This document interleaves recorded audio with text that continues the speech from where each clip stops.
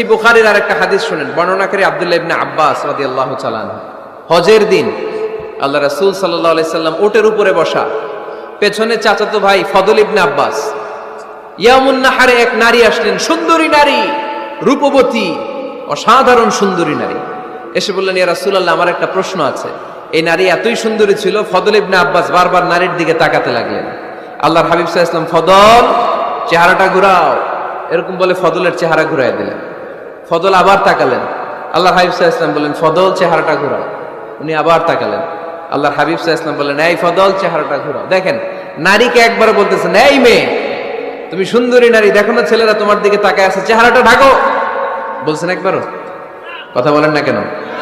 বলেন নাই, বরং ফদল ইবনে আব্বাসকে চেহারা ঘুরাতে বলেছেন। তার মানে সব দায় দায়িত্ব নারীদের উপর বর্তায় না, পুরুষদেরকে নিজের দায়িত্ব নিতে শিখতে বলেছেন বিশ্বনবী সাল্লাল্লাহু আলাইহি ওয়াসাল্লাম।